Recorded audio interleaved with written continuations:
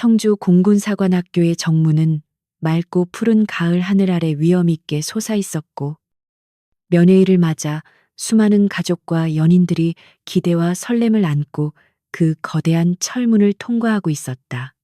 차가운 바람이 옷깃을 스치고 지나가는 계절이었지만, 오랜 훈련과 엄격한 규율 속에서 지내는 생도들을 만나기 위해 찾아온 사람들의 열기는 차가운 공기마저 훈훈하게 데우고 있는 듯했다. 잘 정돈된 교정의 가로수길 사이로 제복을 입은 생도들이 절도 있는 걸음걸이로 걸어 다니거나 가족을 발견하고 환하게 웃으며 달려가는 모습은 평화롭기 그지없는 풍경이었다. 그 활기찬 인파 속에서 한 중년 여성이 베이지색 트렌치 코트 자락을 휘날리며 조용히 그러나 흔들림 없는 시선으로 정문 안쪽을 응시하고 있었는데, 그녀의 존재감은 묘하게 주위의 공기를 무겁게 눌러앉히는 듯한 기품이 서려 있었다. 그녀의 이름은 한서윤이었고, 겉보기에는 강남의 고급 주택가에서 흔히 볼 수 있는 우아하고 교양 있는 전업주부처럼 보였지만, 그녀가 걸치고 있는 부드러운 미소 뒤에는 누구도 상상할 수 없는 날카로운 직관이 숨겨져 있었다. 한서윤은 손에 든 보온 도시락 가방의 묵직한 무게를 느끼며 딸인 한지민 생도가 나타나기를 기다리는 동안 주변을 지나가는 생도들의 복장 상태와 걸음걸이를 무의식적으로 스캔하고 분석하고 있었다. 그것은 오랜 군 생활 동안 뼛속 깊이 새겨진 습관 같은 것이어서 그녀는 자신이 은퇴한 지 십수년이 지났음에도 불구하고 여전히 현역 시절의 감각이 예리하게 살아있음을 느끼며 씁쓸한 미소를 지었다.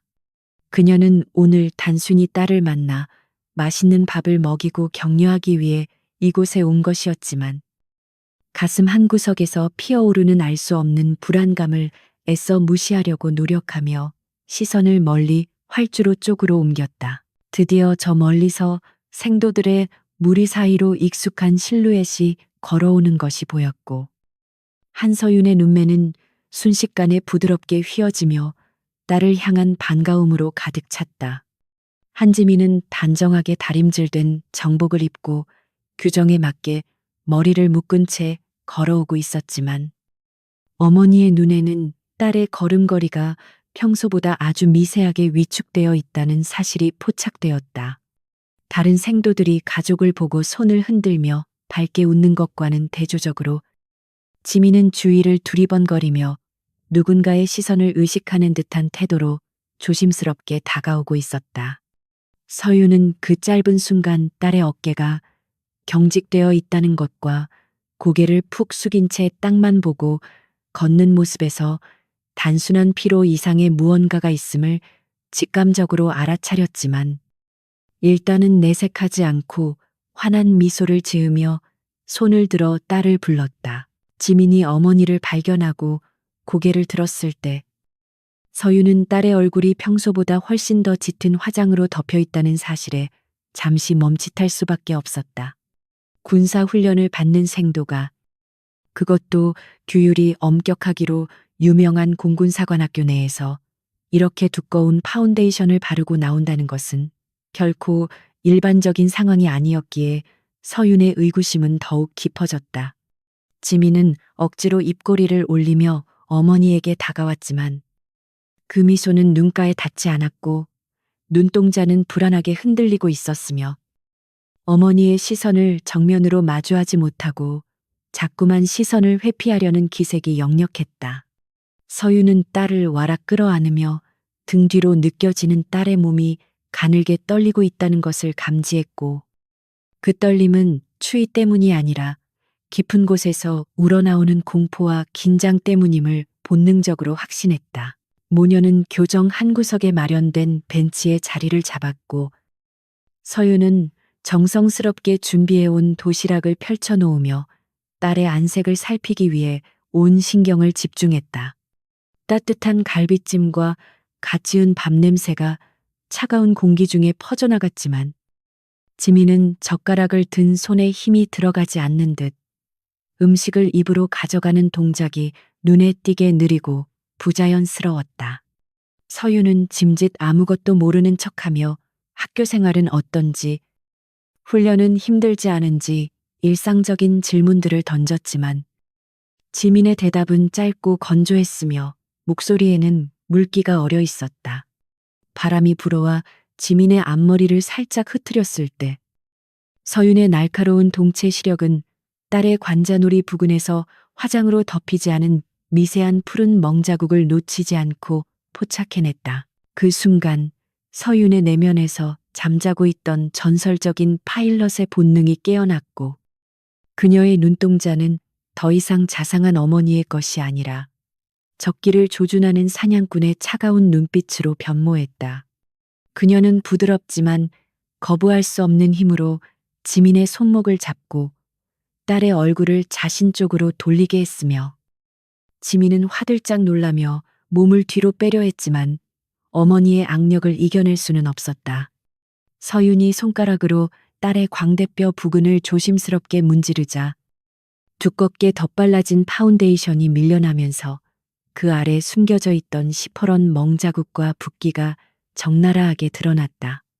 그것은 단순히 훈련 도중 어딘가에 부딪혀서 생긴 상처가 아니라 누군가의 주먹이나 둔탁한 물체에 의해 강한 타격을 입었을 때 생기는 명백한 폭행의 흔적이었다.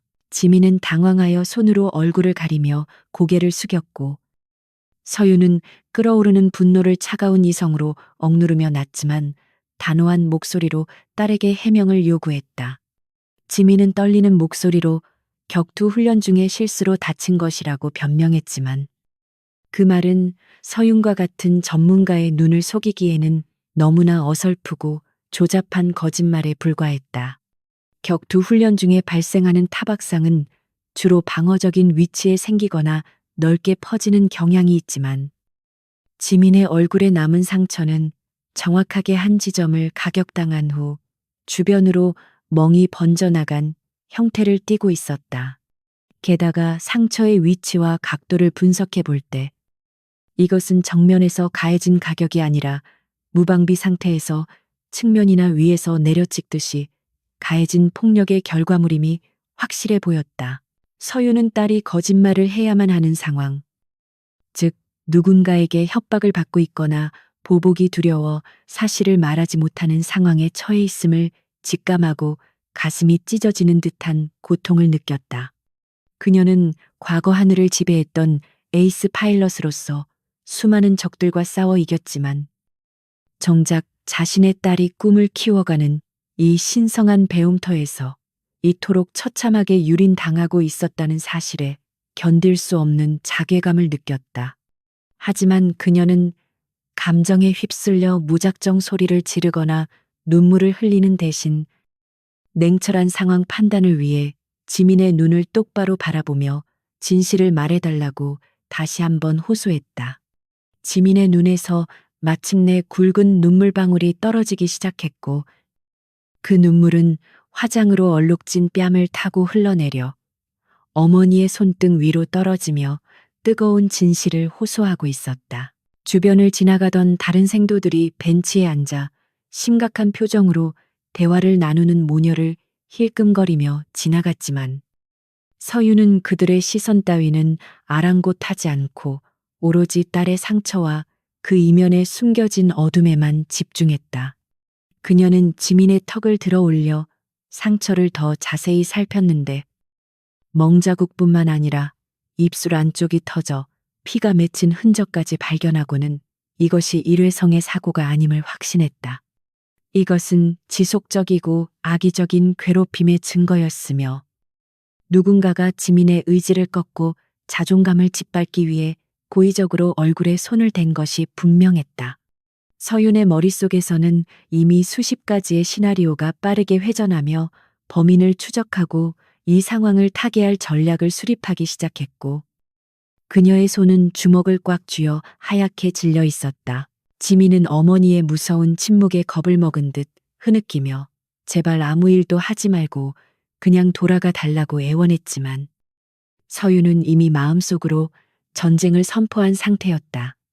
그녀는 딸의 헝클어진 머리카락을 정리해주며 부드러운 목소리로 안심시켰지만 그 눈빛은 활주로를 박차고 날아오르는 전투기의 엔진처럼 뜨겁게 타오르고 있었다. 서유는 자신이 단순히 딸을 보호하려는 엄마로서가 아니라 명예로운 공군의 일원이었던 선배로서 이 부조리한 상황을 결코 좌시할 수 없다는 사명감에 불타올랐다. 그녀는 지민에게 도시락을 마저 먹으라고 권한 뒤 자신은 잠시 화장실에 다녀오겠다며 자리에서 일어났지만 그녀의 발걸음이 향한 곳은 화장실이 아니라 생도대 본부 건물이 있는 방향이었다. 서윤이 걸어가는 길 뒤로 늦가을의 낙엽들이 바람에 휩쓸려 흩날렸고 그녀의 트렌치코트 자락은 마치 전투기의 날개처럼 펄럭이며 그녀의 결연한 의지를 대변하는 듯했다. 그녀는 과거 현역 시절 불가능해 보이는 작전들을 성공시키며 전설로 불렸던 그 시절의 감각을 되살려 지금 이 순간부터 학원 내에 숨어 있는 적들을 하나하나 찾아내어 응징하기로 결심했다. 그녀가 본부 건물로 향하는 도중 멀리서 훈련 교관들이 잡담을 나누며 웃고 있는 모습이 보였고 그들의 무사한이란 태도는 서윤의 분노에 기름을 붓는 격이 되었다. 그녀는 자신이 사랑했던 하늘과 제복이 이토록 더럽혀졌다는 사실을 용납할 수 없었기에 오늘 이 학교는 전설적인 에이스의 귀환과 함께 거대한 폭풍을 맞이하게 될 것이었다. 본부 건물 입구에는 경계 근무를 서고 있는 헌병 생도들이 있었지만 서윤이 뿜어내는 압도적인 기세와 자연스러운 위험에 눌려 차마 그녀를 막아서지 못하고 멍하니 바라볼 뿐이었다. 그녀는 마치 자신의 안방을 드나들듯 당당하게 문을 열고 들어갔으며 복도에 울려 퍼지는 그녀의 구두굽 소리는 마치 심판의 시간이 다가왔음을 알리는 카운트다운 소리와도 같았다. 복도 게시판에는 정예 공군 육성이라는 슬로건이 큼지막하게 붙어 있었지만 서윤의 눈에는 그 문구가 지독한 위선이자 조롱처럼 느껴져 찢어버리고 싶은 충동을 억누르며 걸음을 재촉했다. 그녀는 지민이 소속된 중대의 중대장실 위치를 정확하게 파악하고 있었고 망설임 없이 그곳을 향해 직진하며 머릿속으로 첫 마디를 어떻게 시작할지 냉정하게 계산했다. 중대장실 문 앞에 다다랐을 때 안에서는 남자들의 굵은 웃음소리와 함께 훈육에 대한 농담 따먹기식의 대화가 흘러나오고 있었는데 이는 서윤의 인내심을 한계까지 몰아붙이는 결정적인 트리거가 되었다. 그녀는 노크를 하는 예의 따위는 생략하고 손잡이를 잡아당기려 했으나 문이 잠겨 있지 않음을 확인하고는 거칠게 문을 밀어젖히며 안으로 들어섰다. 갑작스러운 소음에 놀란 사무실 안의 장교들이 일제히 문 쪽을 쳐다보았고 그들의 시선 끝에는 분노로 차갑게 가라앉은 눈을 한 중년 여성이 서 있었다. 그녀의 등장은 마치 평화로운 호수에 떨어진 거대한 바위처럼 사무실 안의 공기를 순식간에 뒤흔들었고 아무도 그녀가 누구인지 왜 이곳에 왔는지 짐작조차 하지 못한 채 얼어붙어 있었다. 중대장 강태호 소령은 책상에 다리를 올린 채 커피를 마시고 있다가 낯선 민간인의 침입에 당황하여 황급히 다리를 내리며 불쾌한 표정으로 누구냐고 소리쳤다. 하지만 서윤은 그의 질문에 대답하는 대신 천천히 또박또박한 발음으로 자신의 딸인 한지민 생도의 얼굴에 난 상처에 대해 설명해 줄 책임자가 누구인지 물었다. 강소령은 그녀가 단순히 극성스러운 학부모 중 하나라고 판단하고 코웃음을 치며 여기는 군사 보안 구역이니 당장 나가라고 위협적으로 쏘아붙였다. 그러나 서윤은 눈 하나 깜짝하지 않고 오히려 한 걸음 더 다가서며 당신이 내 딸을 보호해야 할 지휘관으로서의 의무를 다하지 못했다면 내가 직접 그 이유를 묻겠다고 차갑게 응수했다. 이 긴장된 대치 상황 속에서 강소령은 서윤의 눈빛에서 단순한 민간인이 아님을 본능적으로 느꼈지만 자신의 권위가 침해당했다는 생각에 자존심을 세우며 경비병을 부르려고 수화기를 들었다. 서윤은 그가 수화기를 들기도 전에 책상 위를 손바닥으로 내리치며 경비병을 부르기 전에 내 딸의 얼굴을 그렇게 만든 범인이 누구인지, 그리고 왜 그것을 묵인했는지부터 해명하라고 일갈했다. 그녀의 손바닥이 책상을 타격하는 소리는 총성처럼 날카롭게 울려 퍼졌고, 그 기백에 눌린 강소령은 수화기를 든 손을 멈칫하며 그녀를 다시금 쳐다보게 되었다. 이것은 단순한 항해 방문이 아니라 부패하고 나태해진 조직 전체를 향해 던지는 전설의 출사표이자 어머니라는 이름으로 행하는 정의의 심판이 시작되는 순간이었다. 한편 벤치에 홀로 남겨진 지민은 멀어져가는 어머니의 뒷모습을 바라보며 불안감에 떨고 있었지만 동시에 마음 깊은 곳에서 알 수 없는 안도감이 피어오르는 것을 느꼈다. 그녀는 평생 어머니를 상냥하고 가정적인 주부로만 알고 있었지만 방금 전 어머니가 보여준 눈빛과 행동은 자신이 교과서에서나 보았던 위대한 지휘관의 모습과 겹쳐 보였다. 지민은 화장실 거울을 통해 자신의 얼굴에 난 흉측한 멍자국을 다시 한번 확인하며 어머니가 이 상처 뒤에 숨겨진 진실을 밝혀내 줄 것이라는 막연한 믿음을 가지게 되었다. 바람은 여전히 차가웠지만 폭풍전야의 고요함처럼 학교 전체에는 심상치 않은 기류가 흐르기 시작했고, 지민은 두 손을 모아 어머니의 무사를 기도하며 기다릴 수밖에 없었다. 강태우 소령의 사무실은 낡은 가죽 소파와 서류 더미가 무질서하게 쌓여 있는 전형적인 야전 지휘관의 방과는 거리가 멀었고, 오히려 고급스러운 장식품과 골프채가 한 구석을 차지하고 있어 군인의 집무실이라기보다는 사기업 임원의 방을 연상케 했다. 창문 너머로 들어오는 오후의 햇살이 먼지 낀 공기 중을 부유하며 나른한 분위기를 자아내고 있었지만 한서윤과 강소령 사이를 흐르는 기류는 금방이라도 폭발할 것 같은 팽팽한 긴장감으로 가득 차 있었다. 강소령은 자신의 권위를 과시하려는 듯 의자 등받이에 깊숙이 몸을 기대고 다리를 꼬며 한서윤을 위아래로 훑어보았는데 그의 눈빛에는 민간인 여성, 특히 자식 문제로 찾아온 어머니에 대한 뿌리 깊은 경멸과 귀찮음이 노골적으로 묻어났다. 그는 책상 위에 놓인 한지민 생도의 인사기록 카드를 손가락으로 톡톡 두드리며 마치 철없는 아이를 타이르는 듯한 거만한 말투로 입을 열기 시작했다. 어머님, 이곳은 일반 대학교가 아니라 대한민국 영공을 수호할 정예 보라매를 양성하는 사관학교입니다. 훈련 과정에서 생기는 자잘한 부상 하나하나에 일일이 과민 반응하시면 따님은 훌륭한 장교로 성장할 수 없습니다. 강소령의 목소리는 기름지고 미끈거려 듣는 이의 신경을 긁는 묘한 불쾌감을 주었으며 그는 자신의 논리가 완벽하다고 믿는 듯 득에양양한 미소를 지으며 말을 이었다. 생도들은 격투기, 유격, 낙하 훈련 등 험한 과정을 거치며 강인해지는 법입니다. 따님의 얼굴에 난 상처도 그런 영광스러운 훈장 중 하나라고 생각하셔야지. 그걸 가지고 지휘관을 찾아와 행패를 부리시면 곤란합니다. 그는 교묘하게 서윤을 과보호하는 극성 엄마 프레임에 가두려 했고 폭력의 흔적을 훈련의 영광으로 포장하여 자신의 관리 소홀을 정당화하려는 뻔뻔한 수작을 부리고 있었다. 하지만 한서윤은 그의 얕은 수작에 넘어갈 평범한 주부가 아니었으며 그녀는 강소령의 눈을 피하지 않고 똑바로 응시하며 차분하지만 서슬퍼런 목소리로 반박을 시작했다. 소령님, 저는 공수훈련과 격투훈련의 차이를 모르는 무지한 사람이 아닙니다.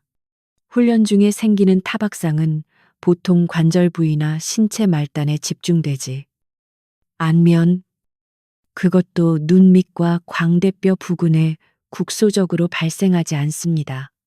그녀의 지적은 정확했고 예리하여 강소령의 미간을 순간적으로 찌푸리게 만들었으며 서윤은 멈추지 않고 계속해서 말을 이어갔다.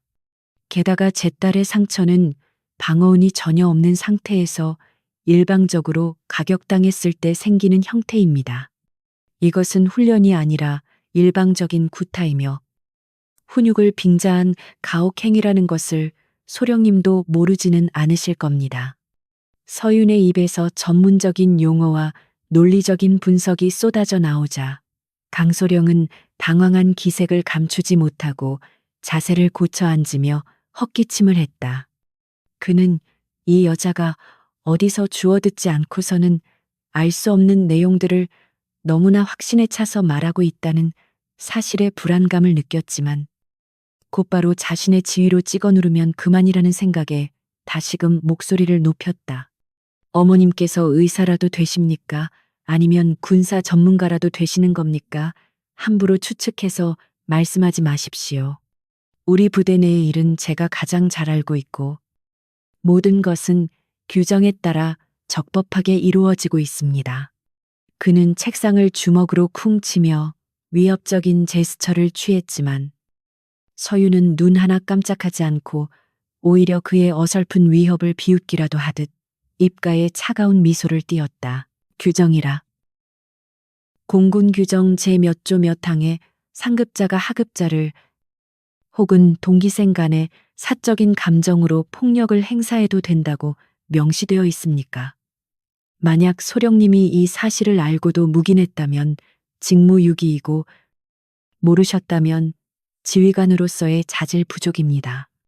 서윤의 말은 비수처럼 강소령의 폐부를 찔렀고 그는 얼굴이 불그락푸르락해져서 더 이상 논리적으로 반박할 말을 찾지 못한 채 씩씩거렸다. 그는 궁지에 몰리자 본색을 드러내며 보안 규정을 들먹이며 서윤을 강제로 쫓아내겠다고 협박하기 시작했다. 더 이상 업무 방해하지 마시고 나가십시오. 계속 이러시면 헌병대를 불러서 강제로 퇴거 조치하고 한지민 생도에게도 불이익이 갈 수 있도록 조치하겠습니다. 어머님의 이런 행동이 딸의 앞길을 막고 있다는 걸 명심하십시오. 딸의 앞길을 막겠다는 협박은 보통의 부모라면 가장 두려워할 만한 카드였지만 서윤에게는 오히려 전의를 불태우게 만드는 기폭제가 되었다. 그녀는 자리에서 천천히 일어나며 트렌치코트에 옷매를 다듬었고 마치 전장에서 작전 실패를 보고하는 부하를 바라보는 듯한 싸늘한 눈빛으로 강소령을 내려다보았다. 좋습니다. 소령님, 오늘은 이만 물러가겠습니다. 하지만 기억해 두십시오. 제가 다시 이 문을 열고 들어올 때는 당신이 감당할 수 없는 결과를 가지고 오게 될 겁니다. 그녀는 마지막 경고를 남기고 뒤도 돌아보지 않고 사무실을 나갔고 강소령은 닫힌 문을 향해 욕설을 내뱉으며 분을 사귀지 못해 넥타이를 거칠게 풀어헤쳤다. 사무실을 나온 서윤은 곧바로 학교 밖으로 나가는 대신 방문객 출입증을 목에 건 채 천천히 교정 내부를 걷기 시작했다. 그녀의 발걸음은 산책을 나온 사람처럼 여유로워 보였지만 그녀의 눈과 귀는 레이더처럼 주변의 모든 정보를 수집하고 분석하며 사방으로 열려 있었다. 그녀는 생도들이 훈련을 받고 있는 연병장 근처와 생활관 주변을 배회하며 그들의 표정과 행동 하나하나를 놓치지 않고 관찰했다. 겉보기에는 질서 정연해 보이는 대열 속에서도 미묘하게 흐르는 공포와 억압의 기류가 감지되었고 특히 하급 생도들이 특정 선배들이나 동기들을 대할 때 보이는 과도한 위축감은 서윤의 의심을 확신으로 바꿔놓고 있었다. 그녀는 생도들이 휴식을 취하거나 3355 모여있는 매점 근처 벤치에 앉아 스마트폰을 보는 척하며 그들의 대화에 귀를 기울였다. 처음에는 훈련의 고됨이나 연애 이야기 같은 일상적인 대화들이 주를 이루었지만 시간이 지날수록 낮은 목소리로 오가는 심상치 않은 이야기들이 서윤의 청각을 자극했다. 야, 아까 지민이 얼굴 봤어. 진짜 심하더라. 어떻게 여자의 얼굴을 그렇게 만들어 놓냐. 쉿. 목소리 낮춰. 박승재 그 새끼 귀에 들어가면 우리도 끝장이야. 저번에 민호도 한마디 했다가 일주일 내내 완전 군장으로 굴렀잖아. 강소령님은 뭐 하시는 거야? 다 알면서 모른 척 하시는 거잖아. 박승재 아버지가 국방부 고위직이라서 건들지도 못한다며 서윤의 손에 들린 스마트폰 화면은 꺼져 있었지만 그녀의 머릿속에서는 방금 들은 정보들이 빠르게 조합되며 사건의 윤곽이 그려지고 있었다. 박승재, 그 이름이 바로 지민을 괴롭히는 주동자였으며 강소령은 권력에 굴복하여 혹은 자신의 영달을 위해 그 사실을 묵인하고 방조하고 있었던 것이다. 이것은 단순한 개인 간의 갈등이 아니라 권력을 가진 자가 약자를 짓밟고 시스템이 그것을 비호하는 전형적인 부패의 구조였다. 서윤은 주머니 속에서 작은 수첩을 꺼내어 박승재라는 이름을 메모하며 과거 자신이 하늘에서 싸웠던 적기들보다 더 추악하고 비열한 적을 마주하고 있음을 실감했다. 그녀는 조용히 자리에서 일어나 생활관 뒤편의 으슥한 곳으로 발걸음을 옮겼는데 그곳은 CCTV의 사각지대이자 생도들 사이에서 은밀한 집합이 이루어지는 장소일 가능성이 높았다. 예상대로 그곳에는 몇 명의 생도들이 모여서 담배를 피우고 있었고 그 중심에는 유독 거만해 보이는 태도로 다른 생도들을 하인처럼 부리는 남학생이 있었다. 그는 한 손에 담배를 든 채 다른 생도의 머리를 툭툭 치며 모욕적인 말을 내뱉고 있었고 주변의 생도들은 비굴한 웃음을 지으며 그의 비위를 맞추기에 급급했다. 서윤은 나무 뒤에 몸을 숨기고 그들의 대화를 엿들으며 그 거만한 생도가 바로 박승재임을 직감적으로 알 수 있었다. 아, 한지민 그 계집애. 오늘 엄마 왔다며 가서 일러 바치지는 않았겠지. 쪽팔리게 엄마한테 징징거리면 진짜 죽여버려야지. 박승재는 낄낄거리며 지민을 조롱하고 있었고 그 말을 듣는 순간 서윤의 가슴 속에서는 뜨거운 불길이 치솟아 올라 이성을 태워버릴 뻔했다. 당장이라도 뛰쳐나가 그 건방진 녀석의 멱살을 잡고 싶었지만 서윤은 십수년간의 군 생활로 단련된 인내심을 발휘하여 주먹을 꽉 쥐는 것으로 분노를 억눌렀다. 지금 감정적으로 대응해봤자 지민에게 더 큰 피해가 갈 뿐이며 놈들을 확실하게 응징하기 위해서는 더 완벽하고 치명적인 계획이 필요했다. 서윤은 그들의 얼굴과 계급장 그리고 대화 내용을 머릿속에 완벽하게 각인시킨 뒤 소리 없이 그 자리를 빠져나왔다. 그녀는 다시 본부 건물 앞을 지나가며 강소령의 사무실 창문을 올려다보았는데 창문 너머로 희미하게 보이는 강소령의 실루엣이 마치 거대한 성 안에 숨어있는 겁쟁이처럼 느껴졌다. 상대를 잘못 골랐어. 너희들은 건드리지 말아야 할 것을 건드렸다는 걸 곧 깨닫게 될 거야. 서윤은 나지막하게 중얼거리며 핸드백에서 구형 폴더폰 하나를 꺼냈는데 그것은 그녀가 현역 시절 비상 연락망으로 사용했던 보안 전화기였다. 그녀는 익숙한 번호를 누르고 신호가 가기를 기다렸는데 이 전화 한 통이 가져올 파장이 얼마나 클지 그녀 자신도 정확히 가늠할 수 없었다. 하지만 한 가지 확실한 것은 내일 태양이 떠오르면 이 학교의 하늘은 더 이상 박승재나 강소령 같은 자들의 것이 아닐 것이라는 사실이었다. 전화기 너머로 중후한 남성의 목소리가 들려오자 서윤은 차분하고 위험 있는 목소리로 자신의 코드네임인 발키리를 언급하며 인사를 건넸다. 오랜만입니다. 교장 선생님, 저 한서윤입니다. 아니, 발키리라고 하는 게 더 기억하시기 쉽겠군요. 전화기 너머에서는 잠시 침묵이 흐르더니 곧이어 의자가 넘어지는 소리와 함께 당황과 반가움이 섞인 목소리가 터져나왔다. 서윤은 교장과의 짧은 통화를 통해 내일 있을 비행 시뮬레이션 참관을 요청했고 그것은 단순한 참관이 아니라 그녀가 준비한 화려한 복수극의 서막을 알리는 신호탄이었다. 전화를 끊은 서유는 하늘을 올려다보았는데 노을이 지기 시작한 하늘은 붉게 물들어 마치 피해 축제를 예고하는 듯했다.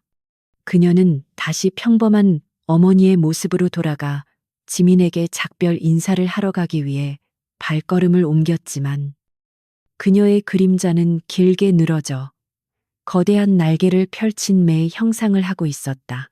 면회 시간이 끝나가고 있었고 정문 앞은 아쉬움 속에 작별을 나누는 사람들로 북적이고 있었다. 서유는 지민을 다시 만났을 때 아까보다 훨씬 더 밝고 씩씩한 표정을 지어 보이며 딸을 안심시켰다. 지민아, 엄마는 널 믿어. 그리고 엄마가 항상 내 뒤에 있다는 걸 잊지 마. 내일은 더 좋은 날이 될 거야. 지민은 어머니의 말이 단순한 위로가 아니라 무언가 깊은 의미를 담고 있음을 느꼈지만 구체적으로 묻지는 않고 고개를 끄덕이며 눈물을 참았다.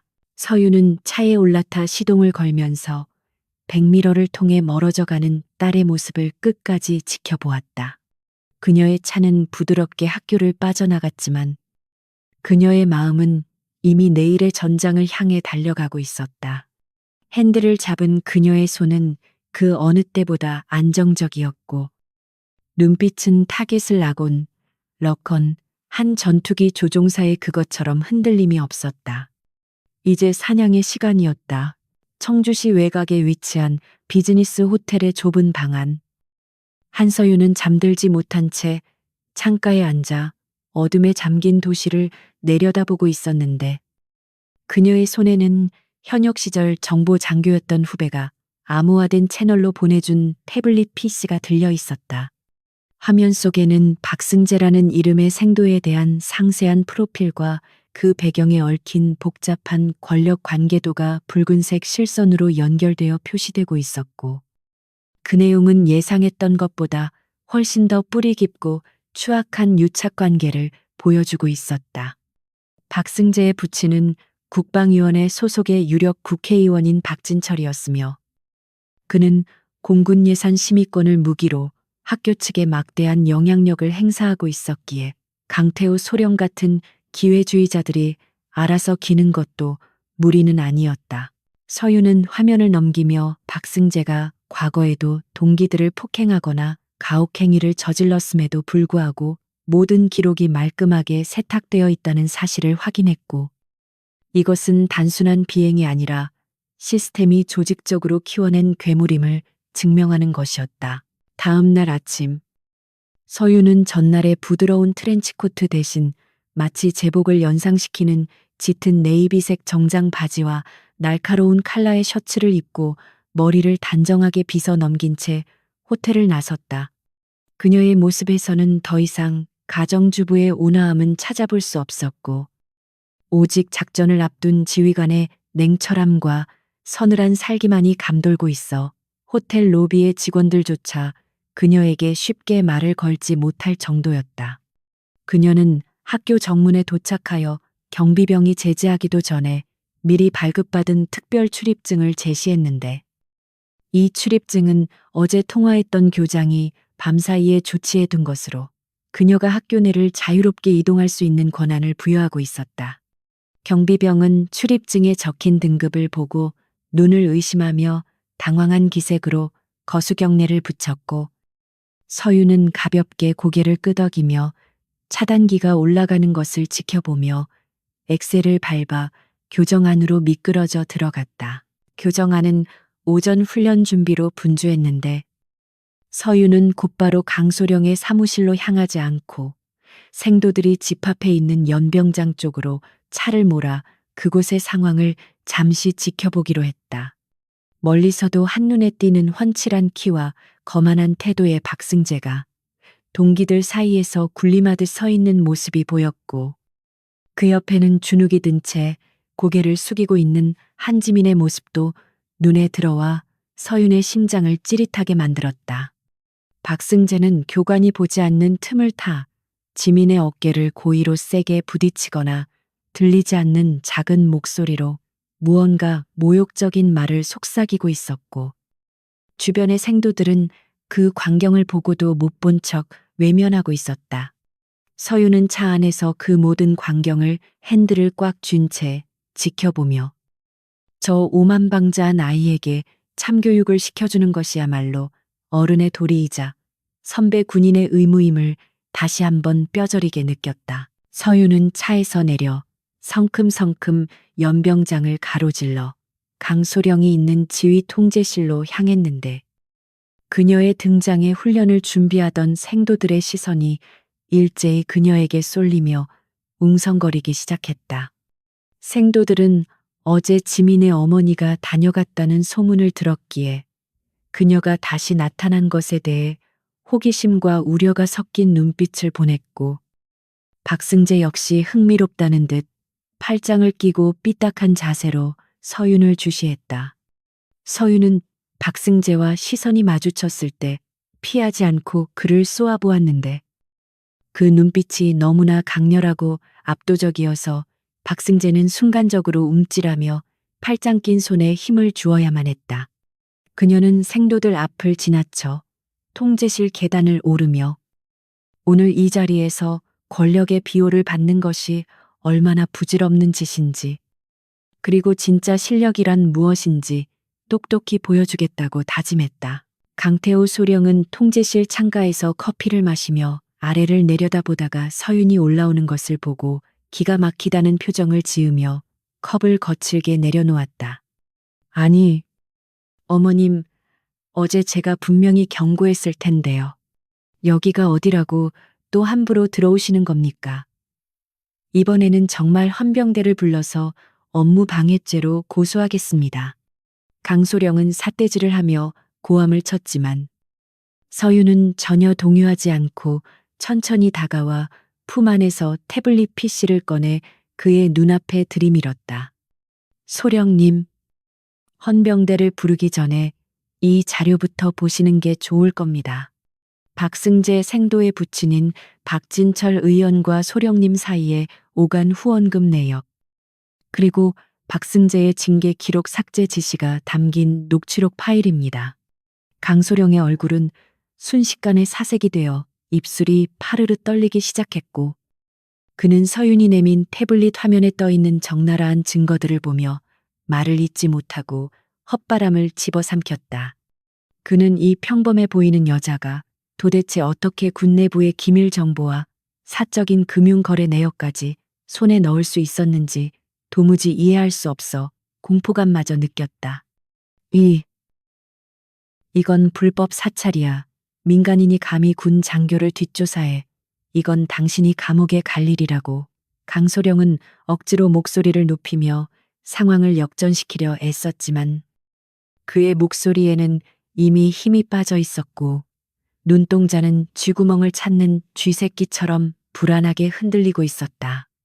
서윤은 차갑게 웃으며 태블릿을 거두고, 불법인지 합법인지는 군 검찰단에서 판단하겠죠.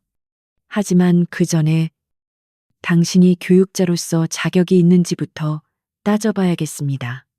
라고 응수했다. 궁지에 몰린 쥐가 고양이를 문다고 했던가. 강소령은 이성적인 판단력을 잃고 가장 비열하고 치졸한 방법을 선택하여 서윤을 공격하기 시작했다. 좋아. 법대로 해보자고. 하지만 그 전에 당신 딸 한지민은 오늘부로 퇴교 조치될 거야. 생도 간의 불화를 조장하고 외부인을 끌어들여 군 기강을 문란하게 했으니까. 그는 책상 서랍에서 퇴교심의 신청서를 꺼내 흔들며 서윤이 무릎을 꿇고 빌지 않으면 당장이라도 도장을 찍어버리겠다는 듯이 위협적인 태도를 취했다. 어디 한번 해봐. 당신이 아무리 날고 기어도 내 팬대 하나면 당신 딸 인생은 끝장이야. 군대는 계급이고 권력이야. 정이 그딴 건 동화책에나 나오는 소리지. 서윤은 강소령의 협박에 잠시 침묵했는데 그것은 두려움 때문이 아니라 눈앞에 있는 이 남자가 제복을 입을 자격조차 없는 쓰레기라는 사실에 대한 깊은 경멸 때문이었다. 그녀는 깊은 한숨을 내쉬며 고개를 저었고 천천히 강소령에게 다가가 책상 위에 놓인 퇴교 신청서를 손가락으로 툭 치며 말했다. 계급과 권력이 전부라고요.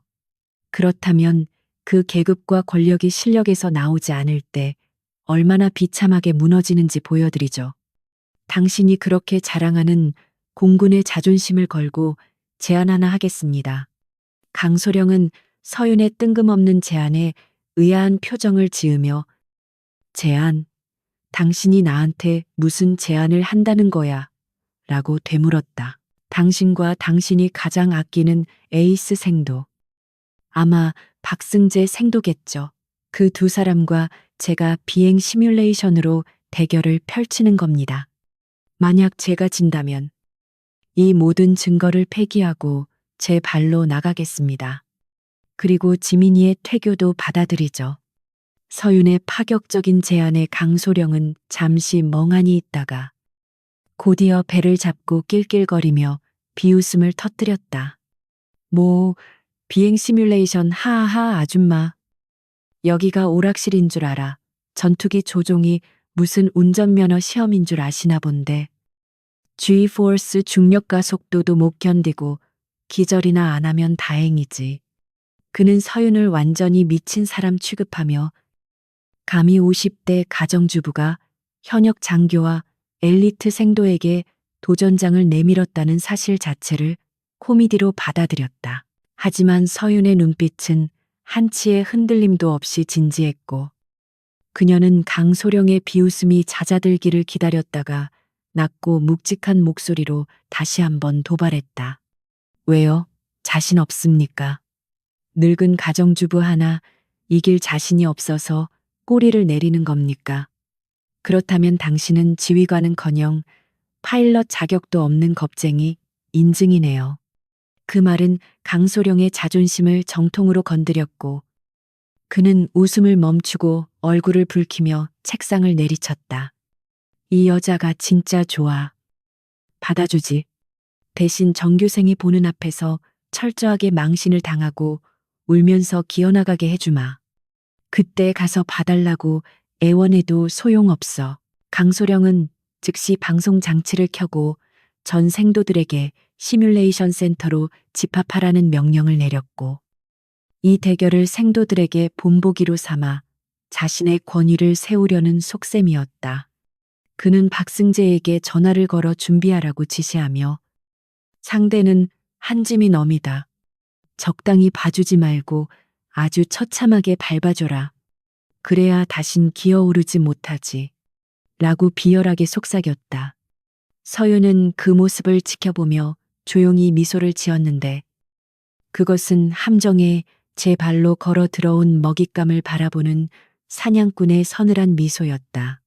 그녀는 이미 머릿속으로 시뮬레이션의 지형과 기상 조건, 그리고 사용할 전술을 구상하고 있었으며 오랜만에 끓어오르는 전이의 손끝이 기분 좋게 저려왔다. 시뮬레이션 센터는 순식간에 수백 명의 생도들과 교관들로 가득 찼고 웅성거리는 소음 속에는 호기심과 조롱, 그리고 걱정이 뒤섞여 묘한 긴장감을 형성하고 있었다. 한지민은 창백하게 질린 얼굴로 어머니에게 달려와 팔을 붙잡으며 엄마, 도대체 무슨 짓을 하려는 거야? 저 사람들은 진짜 군인들이야. 엄마가 다치거나 망신당하는 거 싫어. 제발 그만해.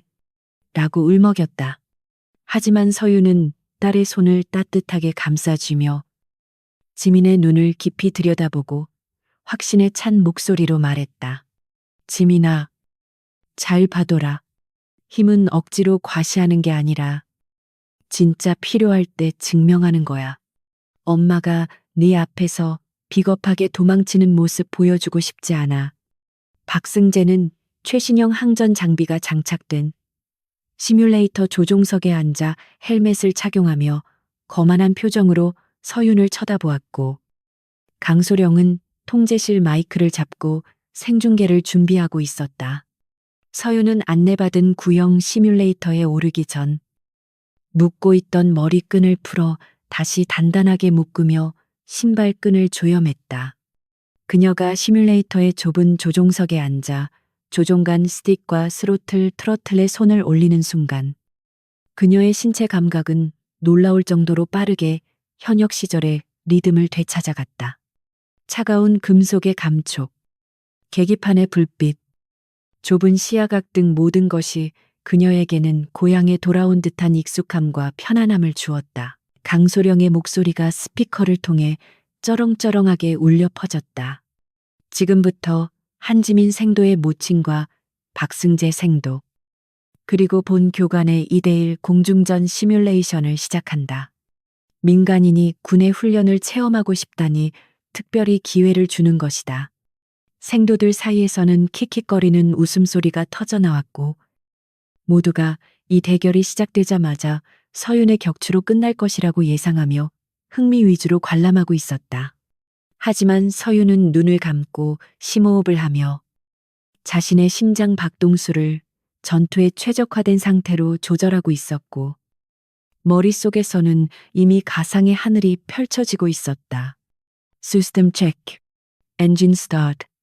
서윤이 나지막하게 읊조리며 스위치를 조작하자 시뮬레이터의 화면이 켜지며 가상의 활주로가 눈앞에 펼쳐졌다. 그녀의 손놀림은 보이지 않을 정도로 빨랐고 기계적인 절차를 넘어선 예술적인 경지에 도달해 있었지만 밖에서 보는 사람들은 아직 그녀의 진가를 알지 못했다. 강소령과 박승재는 서로 무전을 주고받으며 어떻게 요리해 줄까요? 그냥 미사일 한 방으로 끝내기엔 아쉬운데요. 라며 낄낄거렸다. 서윤은 그들의 경박한 무전 내용을 도청하며 입가에 냉소적인 미소를 지었고 스로틀을 최대 출력으로 밀어올리며 이륙 준비를 마쳤다. 쇼타임. 그녀의 짧은 한마디와 함께 가상의 전투기는 무서운 기세로 활주로를 박차고 날아올랐고 그 움직임은 결코 초보자의 것이 아니었다. 센터 내의 대형 스크린에 서윤의 기체가 수직으로 급상승하며 구름을 뚫고 올라가는 모습이 중계되자 생도들의 웃음소리가 서서히 잦아들기 시작했다.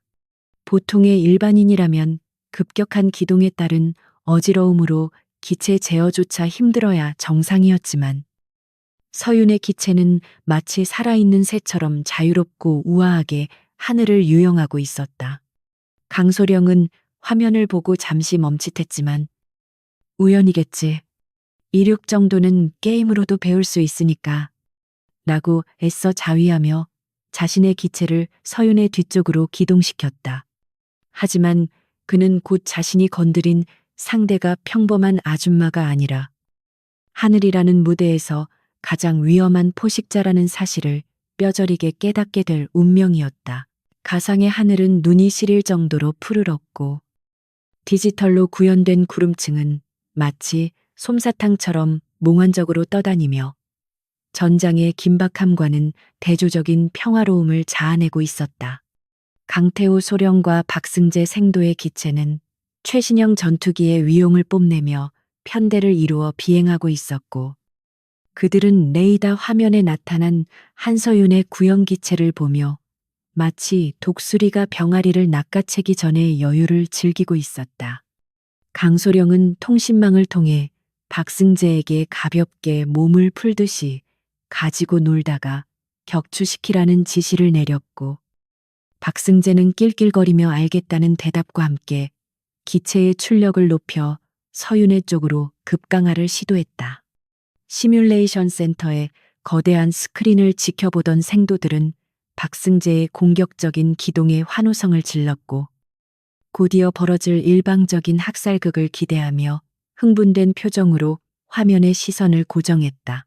하지만 한서윤의 대응은 그들의 예상을 완전히 벗어난 것이었는데 그녀는 박승재가 미사일 사거리를 확보하려는 찰나에 기체를 급격하게 비틀며 구름 속으로 사라져버렸다. 그것은 단순히 운이 좋아 피한 것이 아니라 상대방의 공격 타이밍과 각도를 정확하게 계산하고 사각지대를 파고든 노련한 파일럿만이 보여줄 수 있는 완벽한 회피 기동이었다. 박승재는 갑자기 시야에서 사라진 목표물 때문에 당황하여 레이더를 뚫어져라 쳐다보았지만 서윤의 기체는 이미 레이더의 탐지 범위를 벗어나 노치너치 기동을 통해 신호를 교란시키고 있었다. 관중석에서 지켜보던 생도들의 환호성은 순식간에 의문 섞인 웅성거림으로 바뀌었고 맨 앞줄에 앉아있던 비행교관들조차 믿을 수 없다는 듯 자리에서 일어나 화면을 응시하기 시작했다.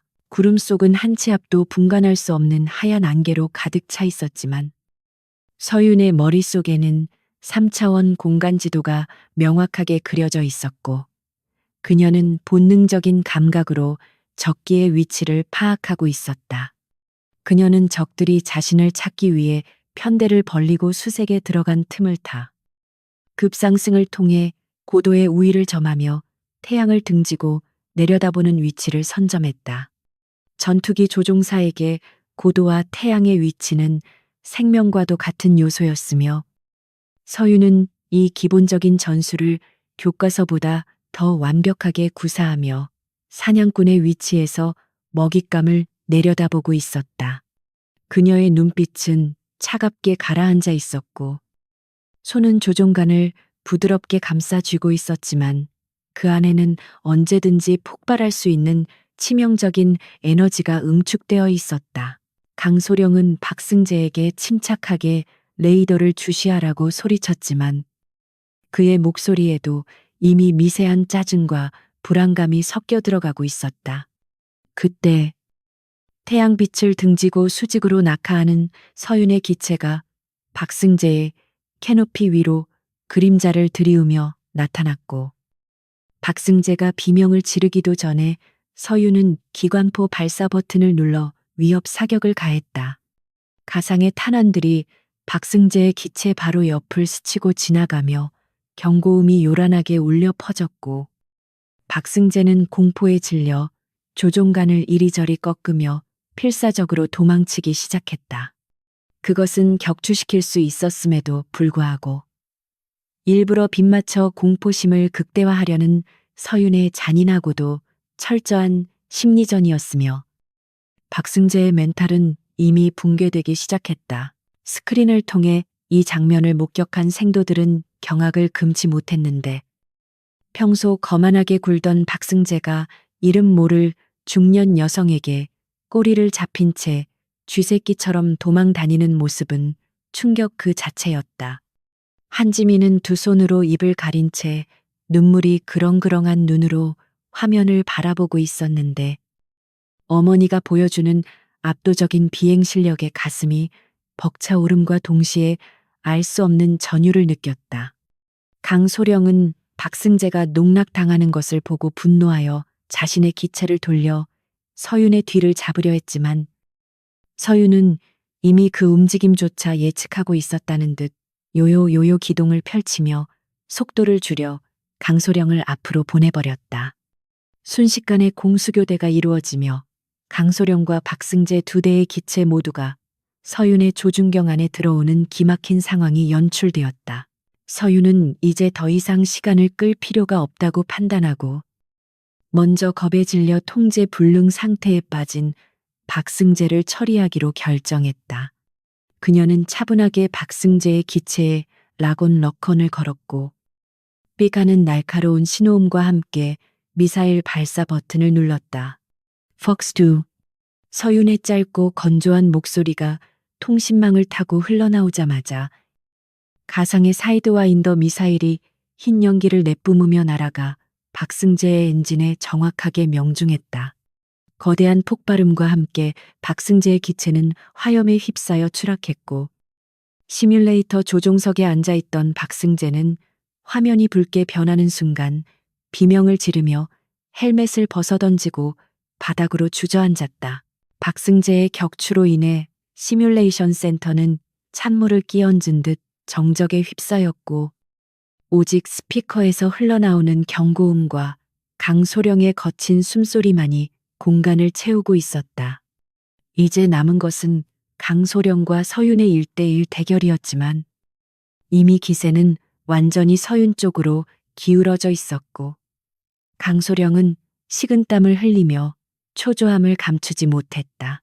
그는 어떻게든 상황을 반전시키기 위해 무리하게 급선회를 시도하며 Gforce의 한계까지 기체를 몰아붙였지만 서윤은 마치 그의 그림자처럼 끈질기게 따라붙으며 사격 위치를 내주지 않았다. 서윤의 비행은 화려하거나 요란하지 않았지만 불필요한 움직임이 전혀 없는 간결함과 효율성의 극치를 보여주고 있었기에 더욱 공포스럽게 다가왔다. 강소령은 자신이 현역 장교로서 민간인에게, 그것도 영웅으로 생각했던 시뮬레이션에서 패배한다는 사실을 받아들일 수 없어 이성을 잃고 욕설을 내뱉기 시작했다. 이 빌어먹을 아줌마가 어디서 속임수를 쓰는 거야. 이건 말도 안 돼. 프로그램 오류야. 그는 비열하게도 서윤의 기체와 충돌하여 동반 추락을 노리는 가미카제식의 자살 공격을 감행하려 했고 기수 방향을 틀어 서윤에게 정면으로 돌진했다. 생도들은 비명에 가까운 탄성을 지르며 눈을 질끈 감았고 이것은 군인으로서의 명예마저 저버린 추잡한 발악이었기에 지켜보는 이들의 눈살을 찌푸리게 했다. 하지만 서윤은 눈 하나 깜짝하지 않고 강소령의 기체가 충돌하기 직전 조종간을 강하게 당기며 전설적인 코브라 기동을 시전했다. 그녀의 기체는 순간적으로 기술을 수직으로 들어 올리며 공기 저항을 이용해 급감속했고 강소령의 기체는 서윤의 배밑을 스치듯 지나가며 허공을 가를 수밖에 없었다. 이 기동은 엄청난 지포로스를 견뎌내야 할 뿐만 아니라 고도의 정밀한 조종 기술이 요구되는 고난이도 기술이었기에 시뮬레이터라고 해도 일반인이 흉내낼 수 있는 수준이 아니었다. 강소령이 서윤을 지나쳐 무방비 상태로 등을 노출한 그 짧은 순간 서윤은 기체를 다시 수평으로 회복시키며 기관포의 방아쇠를 당겼다. 두두두두 둔탁한 진동음과 함께 강소령의 기체 날개와 엔진이 산산조각 나며 공중에서 분해되었고 화면에는 커다랗게 에마이션 컴플레트라는 문구가 떠올랐다. 강소령은 믿을 수 없다는 표정으로 멍하니 화면을 응시하다가 다리에 힘이 풀려 의자에서 미끄러지듯 쓰러졌고 그의 자존심과 권위도 함께 바닥으로 추락했다. 시뮬레이션이 종료되고 조종석의 문이 열리는 소리가 들리자 모든 사람들의 시선이 천천히 걸어 나오는 한서윤에게 집중되었다. 그녀는 격렬한 공중전을 치렀음에도 불구하고 호흡 하나 흐트러지지 않은 채 우아하게 헬멧을 벗어 옆구리에 끼고 흐트러진 머리를 쓸어 넘겼다. 그녀의 이마에는 송골송골 땀방울이 맺혀 있었지만 눈빛은 그 어느 때보다 맑고 강렬하게 빛나고 있었으며 그 모습은 마치 승전보를 울리고 귀환한 여신의 강림과도 같았다. 반면 반대편 시뮬레이터에서 기어 나온 박승재는 멀미로 인해 바닥에 구토를 하고 있었고 강소령은 창백한 얼굴로 식은땀을 흘리며 몸을 떨고 있었다. 생도들은 이 충격적인 결과에 압도되어 숨소리조차 내지 못하고 있었는데 누군가가 조심스럽게 박수를 치기 시작하자 그 소리는 순식간에 파도처럼 번져나가 우레와 같은 함성으로 바뀌었다. 그것은 단순히 승자에 대한 축하가 아니라 압도적인 실력과 카리스마에 대한 본능적인 경외심의 표현이었으며 학원 내의 썩은 공기가 정화되는 순간이기도 했다. 한지민은 떨리는 다리를 이끌고 어머니에게 다가가 와락 안겼고 서윤은 그런 딸을 따뜻하게 안아주며 등을 토닥여 주었다. 엄마가 말했지. 실력 없는 권력은 모래성 같은 거라고. 서윤의 목소리는 부드러웠지만 그 울림은 강당 전체에 퍼져나가 생도들의 가슴 속에 깊이 박혔다. 이때 강당 입구 쪽에서 웅성거리는 소리와 함께 정복을 입은 노신사가 급하게 달려들어왔는데 그는 바로 이 학교의 교장이자 서윤의 옛 상관이었던 최 중장이었다. 최 중장은 쓰러져 있는 강소령과 박승재를 한심하다는 눈빛으로 쳐다본 뒤 곧바로 서윤에게 다가가 깍듯하게 경례를 올렸다. 필승 대령님. 아니 발키리 선배님 늦게 와서 죄송합니다. 이 무례한 놈들이 선배님을 몰라 뵙고 신뢰를 범했습니다. 교장의 입에서 나온 발키리라는 단어와 깍듯한 경례는 강당 안을 다시 한번 충격의 도가니로 몰아넣었다. 생도들은 공군 전사의 전설로 기록된 에이스 파일럿 발키리가 바로 눈앞에 있는 한지민의 어머니라는 사실에 입을 다물지 못했고, 강소령과 박승재의 얼굴은 절망으로 일그러졌다. 발키리, 한서윤. 그녀는 단순히 비행을 잘하는 파일럿이 아니라 과거 수많은 작전에서 불가능을 가능으로 만들었던 살아있는 신화였던 것이다.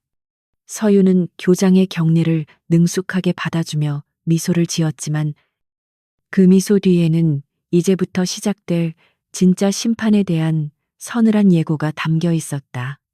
오랜만입니다. 교장 선생님, 학교 꼴이 아주 엉망이더군요. 제가 청소를 좀 도와드려도 되겠습니까? 발키리라는 단어가 강당의 공기를 무겁게 짓누르자 생도들 사이에서는 마치 폭탄이 터진 듯한 웅성거림이 다시 한번 일어났고, 그 소음 속에는 전설적인 영웅에 대한 경외감과 믿을 수 없는 현실에 대한 충격이 뒤섞여 있었다. 공군 역사책이나 전술 교범에서나 볼 수 있었던 전설적인 에이스 파일럿 한서윤 대령이 바로 자신들의 동기인 한지민의 어머니라는 사실은 그들에게 있어서 단순히 놀라운 뉴스를 넘어선 일종의 역사적인 사건과도 같았다. 생도들은 서로의 얼굴을 쳐다보며 그동안 한지민에게 무관심했던 자신들의 태도를 반성하거나 전설의 딸을 알아보지 못한 것에 대한 아쉬움을 토로하며 술렁거렸다. 특히 비행 시뮬레이션에서 보여준 그녀의 신기에 가까운 조종 실력은 발키리라는 명성이 결코 허풍이 아님을 증명하는 가장 확실한 증거였기에 누구도 그녀의 정체에 대해 의심을 품을 수 없었다. 강태우 소령은 마치 사형 선고를 받은 죄수처럼 창백해진 얼굴로 바닥에 주저앉아 있었는데, 그의 머릿속은 자신이 저지른 실수와 그로 인해 닥쳐올 파멸적인 미래에 대한 공포로 하얗게 변해 있었다. 그는 자신이 그토록 무시하고 모욕했던 아줌마가 사실은 자신의 상관들도 고개를 숙이는 군에 살아있는 전설이었다는 사실에 극심한 현기증을 느꼈다. 과거 한서윤이 현역 시절 보여주었던 압도적인 전공과 카리스마는 군 내부에서 신화처럼 전해져 내려오고 있었고, 강소령 역시 생도 시절 그녀를 동경하며 파일럿의 꿈을 키웠던 기억이 있기에 충격은 더욱 컸다. 그는 떨리는 손으로 바닥을 짚으며 어떻게든 이 상황을 모면할 변명거리를 찾아내려 애썼지만 이미 엎질러진 물을 주워 담을 방법은 존재하지 않는다는 것을 본능적으로 깨닫고 있었다. 한서윤은 최 중장의 경례를 받은 후 천천히 시선을 돌려 강당에 모인 수백 명의 생도들과 교관들을 둘러보았는데, 그녀의 눈빛은 방금 전에 자상한 어머니의 모습에서 완벽한 지휘관의 것으로 변해 있었다. 그녀는 더 이상 민간인의 부드러운 말투를 사용하지 않고 수많은 작전을 지휘하며 적진을 뚫고 살아 돌아온 베테랑 군인의 단호하고 위험 있는 목소리로 입을 열었다. 지금 이 순간부터 본인은 예비역 대령으로서의 권한과 교장의 승인을 받아 이 학교의 교육 훈련 및 생도 관리에 대한 전면적인 감찰을 실시하겠다. 그녀의 선언은 강당 안을 쩌렁쩌렁 울리며 모든 이들의 귓가에 박혔고, 아무도 그녀의 권위에 이의를 제기하거나 불만을 표시할 엄두를 내지 못한 채 숨을 죽이고 경청했다. 최 중장은 즉시 행정실장과 감찰부장을 호출하여 한서윤의 지시에 전적으로 협조할 것을 명령했고, 학교의 모든 행정 시스템은 순식간에 그녀를 중심으로 재편되기 시작했다. 서윤은 강당 중앙에 마련된 임시 지휘 테이블에 앉아 가장 먼저 지난 1년간의 생도 징계 기록, 의무대 진료 기록, 그리고 교관들의 훈련 평가서를 가져오라고 지시했다. 행정병들은 서슬퍼런 그녀의 기세에 눌려 군말 없이 서류들을 챙기러 뛰어다녔고, 교관들은 자신들의 치부가 드러날까 전전긍긍하며 서로의 눈치만 살피기에 급급했다. 이것은 단순한 서류 검토가 아니라 썩어 문드러진 환부를 도려내기 위한 대수술의 시작이었으며, 서윤의 손에 들린 붉은 펜은 수술용 메스보다 더 날카롭게 그들의 죄를 파헤칠 준비가 되어 있었다. 박승재는 구토를 멈추고 비틀거리며 일어났지만 여전히 상황 파악을 제대로 하지 못한 채 자신의 아버지를 들먹이며 마지막 발악을 시도했다. 이건 월권입니다. 민간인이 무슨 자격으로 군사 기록을 열람합니까? 우리 아버지가 누군지 아시죠? 국방위원인 박진철 의원님입니다. 지금 당장 이 쇼를 멈추지 않으면 당신과 교장 모두 무사하지 못할 겁니다. 그는 비록 시뮬레이션에서는 졌을지 몰라도 현실의 권력은 여전히 자신과 아버지의 손에 있다고 믿고 있었으며, 그 오만함은 뼛속까지 깊이 박혀 있어 쉽게 사라지지 않았다. 생도들은 박승재의 철없는 행동에 혀를 찼지만, 한편으로는 국회의원이라는 거대한 배경이 과연 전설적인 파일럿과 어떻게 충돌할지 긴장하며 지켜보았다. 서윤은 서류를 넘기던 손을 멈추고 천천히 고개를 들어 박승재를 바라보았는데, 그녀의 표정에는 분노보다는 한심함과 연민이 섞인 묘한 감정이 서려 있었다. 박진철. 그래, 잘 알지. 20년 전 내 윙맨이었던 그 겁쟁이 소위 말이구나. 작전 중에 적기가 나타나자 편대를 이탈해서 도망쳤던 그 친구가 국회의원이 되었다니. 세상 참 좋아졌어. 서윤의 입에서 나온 폭탄 발언은 박승재뿐만 아니라 자리에 있던 모든 사람들을 경악하게 만들었고, 박승재의 얼굴은 믿을 수 없다는 듯 일그러지며 불그락 푸르락해졌다. 그녀는 단순히 박진철을 아는 수준이 아니라 그의 치명적인 과거와 약점을 쥐고 있는 직속 선배였으며, 박승재가 믿었던 가장 강력한 방패는 순식간에 종이 조각처럼 찢겨나갔다. 네 아버지가 지금의 자리에 오를 수 있었던 건 그때 내가 군사재판에 넘기지 않고 조용히 전역하도록 봐줬기 때문이란다. 그런데 아들이라는 녀석이 그 은혜도 모르고 내 딸을 건드려. 서윤의 목소리는 낮았지만 그 안에 담긴 서늘한 살기는 박승재의 등골을 오싹하게 만들었고, 그는 더 이상 아무 말도 하지 못한 채 입을 다물어야 했다. 그녀는 박승재에게서 시선을 거두고 다시 서류에 집중했는데, 그 모습은 마치 귀찮은 파리를 쫓아낸 사자처럼 무심하면서도 압도적인 위엄을 풍기고 있었다. 이제 박승재가 기댈 곳은 아무데도 없었고, 그는 자신이 건드린 상대가 단순한 벌집이 아니라 거대한 용의 둥지였음을 뼈저리게 후회하기 시작했다. 서윤은 의무대 진료 기록을 꼼꼼하게 살피던 중 한지민을 비롯한 하급 생도들의 부상 기록이 조직적으로 조작되거나 누락된 정황을 포착하고 미간을 찌푸렸다. 단순 타박상이나 훈련 중 부상으로 기록된 날짜들은 박승재가 외박을 나가지 않거나 기분이 좋지 않았던 날짜들과 정확하게 일치하고 있었고, 이는 명백한 폭행의 증거였다. 그녀는 의무대장을 호출하여 이 기록들, 자네가 직접 작성한 건가, 아니면 누군가의 지시를 받고 소설을 쓴 건가라고 추궁했다.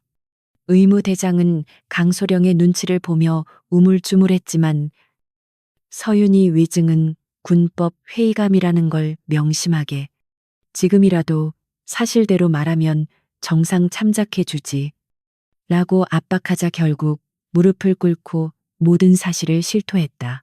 의무대장의 자백은 댐이 무너지듯 다른 교관들의 침묵을 깨뜨리는 기폭제가 되었고, 여기저기서 강소령과 박승재의 비리를 고발하는 증언들이 터져 나오기 시작했다. 어떤 교관은 박승재가 훈련 열흘을 밥 먹듯이 했다고 증언했고, 또 다른 교관은 강소령이 박승재의 아버지로부터 뇌물을 받고 성적을 조작하라고 지시했다고 폭로했다. 강소령은 사방에서 쏟아지는 비난의 화살에 정신을 차리지 못하고, 아니야, 저놈들이 거짓말을 하는 거야. 나는 억울해라고 소리쳤지만 그의 절규는 공허한 메아리가 되어 사라질 뿐이었다. 서유는 그들의 추악한 민낯이 드러나는 과정을 차분하게 지켜보며 모든 증언을 기록하고 녹음하도록 지시하여 빠져나갈 구멍을 완벽하게 차단했다. 한지민은 어머니가 지휘하는 이 거대한 정의의 심판을 지켜보며 가슴 깊은 곳에서 뜨거운 덩어리가 울컥 치솟아 오르는 것을 느꼈다. 그동안 권력 앞에서 무력감을 느끼며 숨죽여 지내왔던 억울함과 서름이 어머니의 당당한 모습에 의해 씻겨 내려가는 듯한 해방감을 맛보았다. 그녀는 어머니가 단순히 자신을 위해 복수해 주는 것이 아니라 잘못된 것을 바로잡고 올바른 가치를 세우기 위해 싸우고 있다는 것을 깨달았다. 지민의 눈에는 더 이상 두려움이 아닌 존경과 자부심이 가득 찼고, 그녀는 어머니처럼 강하고 정의로운 군인이 되겠다는 다짐을 새롭게 하게 되었다. 서유는 1차적인 조사가 끝나자 자리에서 일어나 강소령과 박승재 앞으로 천천히 걸어갔는데, 그녀의 구두 소리는 마치 판사의 망치 소리처럼 엄숙하게 울려 퍼졌다. 그녀는 강소령의 어깨에 붙은 계급장을 손가락으로 가리키며 자네는 이 계급장의 무게를 견딜 자격이 없다. 군복은 권력을 휘두르기 위해 입는 게 아니라 국가와 국민, 그리고 부하를 지키기 위해 입는 수의와 같은 것이다. 라고 일갈했다. 강소령은 고개를 푹 숙인 채 아무런 대꾸도 하지 못했고, 그의 어깨는 치욕과 두려움으로 심하게 떨리고 있었다.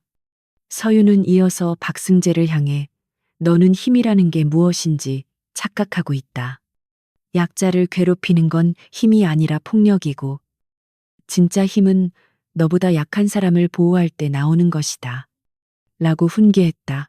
그녀의 말은 강당에 있는 모든 생도들의 가슴에 깊은 울림을 주었고, 그들은 진정한 군인 정신이 무엇인지 다시 한번 생각하게 되는 계기가 되었다.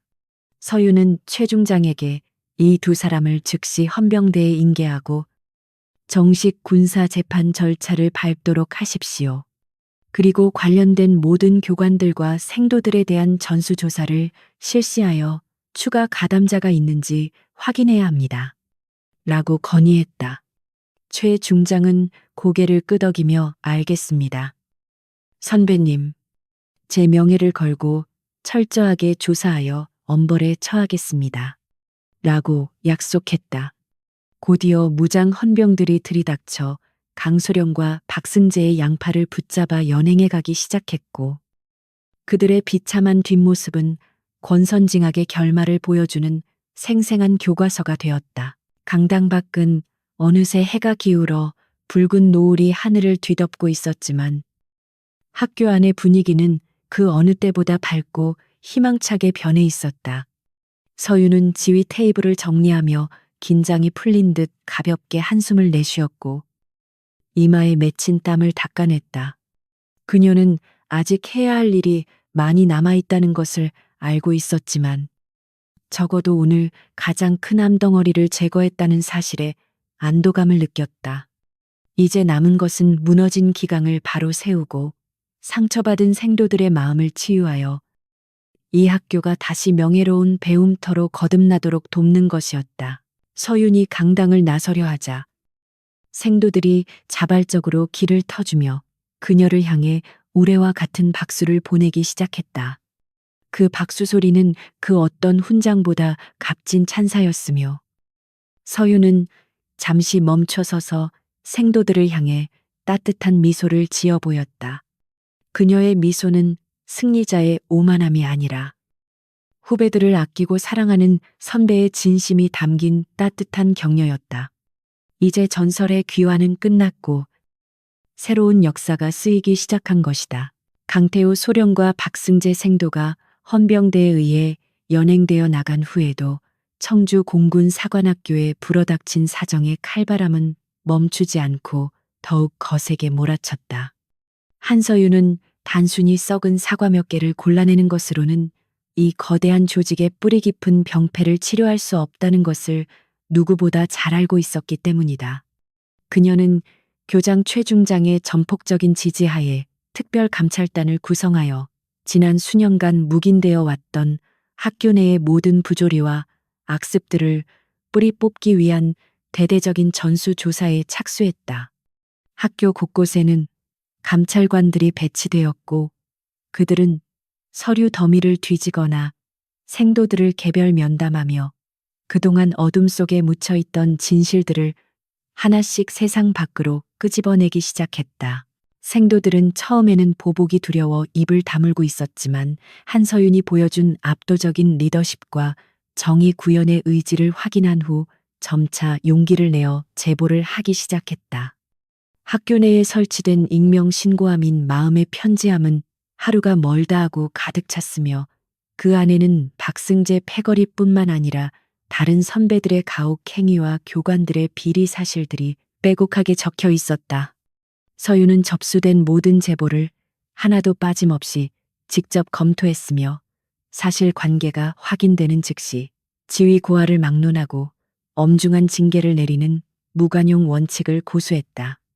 그녀의 집무실 불은 밤늦도록 꺼지지 않았고 그녀가 마시는 커피의 양은 늘어갔지만 그녀의 눈빛은 피로를 잊은 듯 언제나 형형하게 빛나고 있었다. 이번 사태의 가장 큰 원인 중 하나였던 침묵의 카르텔을 깨트리기 위해 서윤은 생도들뿐만 아니라 교수진과 훈육관들에 대한 대대적인 물갈이도 단행했다. 박승재의 비행을 알고도 묵인했거나 강소령의 눈치를 보며 불의에 동조했던 교관들은 전부 보직 해임되거나 징계위원회에 회부되어 옷을 벗어야 했다. 그 자리는 실력과 인품이 검증된 야전 출신의 베테랑 교관들로 채워졌으며 그들은 서윤의 지휘 아래 생도들에게 올바른 군인 정신과 기술을 전수할 준비를 마쳤다. 교수 회의실의 공기는 예전에 나태하고 권위적인 분위기에서 벗어나 치열하고 열정적인 토론의 장으로 변모했고 이는 곧 생도들의 교육질 향상으로 이어졌다. 서윤은 징계와 처벌만으로는 무너진 기강을 바로 세우는 데 한계가 있다고 판단하고 생도들의 정신무장을 새롭게 하기 위한 특별 강연을 준비했다. 대강당의 전교생이 모인 가운데 연단에 선 서윤은 화려한 제복 대신 단정한 정장 차림으로 마이크 앞에 섰지만 그녀가 뿜어내는 아우라는 그 어떤 장군보다도 위엄 있었다. 그녀는 준비해온 원고를 읽는 대신 생도들의 눈을 하나하나 맞추며 진심 어린 목소리로 파일럿이 된다는 것의 진정한 의미에 대해 이야기하기 시작했다. 그녀의 이야기는 화려한 공중전의 영웅담이 아니라 동료를 잃은 슬픔과 극한의 공포를 이겨내야 했던 인간적인 고뇌와 책임감에 대한 것이었다. 여러분이 가슴에 달게 될 윙은 단순한 금속 조각이 아닙니다. 그것은 국민이 여러분에게 맡긴 생명과 안전에 대한 무거운 약속이자 스스로에게 맹세하는 명예의 상징입니다. 서윤의 목소리는 강당의 구석구석까지 울려 퍼지며 생도들의 가슴을 파고들었고 그들은 숨소리조차 죽인 채 그녀의 말 한마디 한마디를 경청했다. 힘 있는 자가 힘없는 자를 짓밟는 것은 군인이 아니라 양아치나 하는 짓입니다. 진정한 군인은 그 힘으로 약자를 보호하고 불의에 맞서 싸울 줄 아는 용기를 가진 사람입니다. 그녀의 일갈은 그동안 박승재와 강소령의 폭정에 침묵하거나 동조했던 생도들의 양심을 날카롭게 찔렀고 많은 생도들이 부끄러움에 고개를 들지 못했다. 강연 도중 서윤은 자신의 딸인 한지민을 연단 위로 불러 올렸는데 이는 미리 약속되지 않은 돌발 행동이어서 지민은 당황한 기색이 역력했다.